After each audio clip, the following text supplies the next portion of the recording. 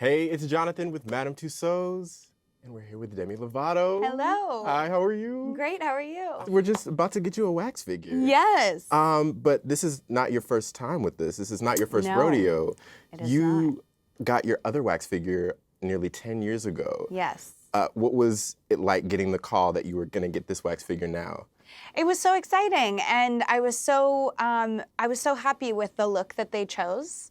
Well, I guess that we all chose, but it was really exciting, and it's always an honor. So I'm happy to be here with you today and getting to see my newest wax figure.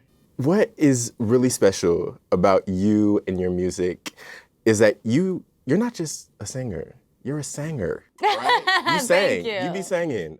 When you're creating a new song, is there some sort of balance that you have to strike between wanting to create something that's, a major smash hit and not wanting to sacrifice the vocal quality, the lyrics, or anything else? Because what you've been really talented at is balancing both. You create smash hits, but you also showcase your amazing vocals. Thank you. Well, it depends on the song. Sometimes if I go into the studio and it's an upbeat song, it might not lend the same soul that a ballad would.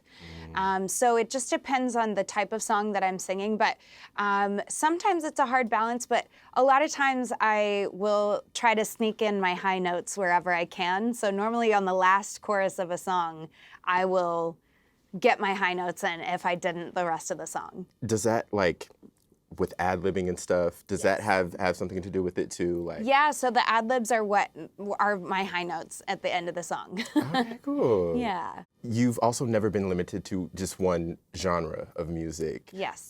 It keeps everything so fresh. Thank you. What is your mindset, or what specifically inspires you when you're going into a new era? What inspires me is a lot of times it's the music I'm listening to. It's also just about what I want to say, what the purpose of the album is, and yeah, so that's kind of what inspires each era of mine.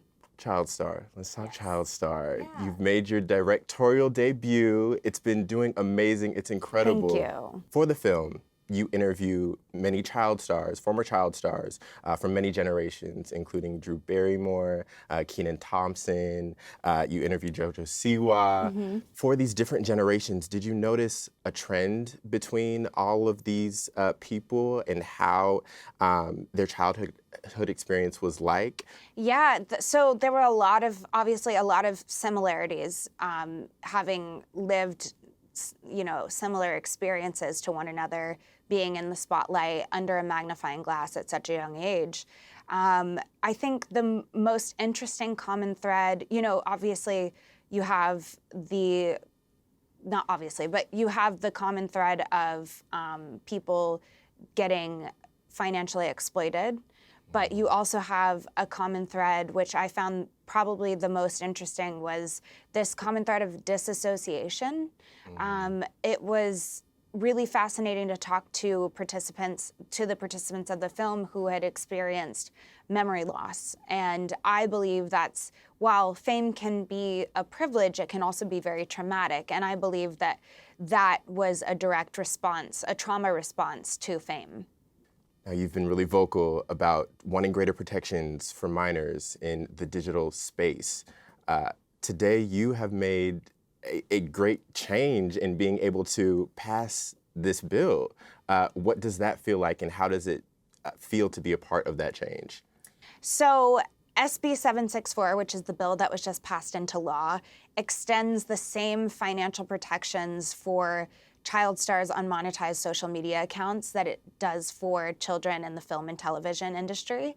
And it's a really big deal that these protections have been put in place. Hopefully today will set the precedent for the rest of the country.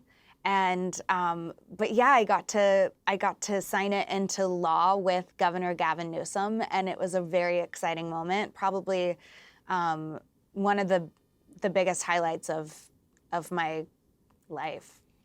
That's incredible. Yeah. With the internet being so old, why do you think it took so long for us to get to this point, and how does it feel being an advocate for that change? Well, I think it's taken so long to get to this point. Look, legislation follows technology. So legislation always follows what's been happening. And so it's been inevitable that it's now coming to fruition, but that it's taken some time. You know, I think it's important to be an advocate for the children that are out there in the new digital age of child stardom. There need to be protections put in place for them so that the profession of influencing for child stars is a safer environment.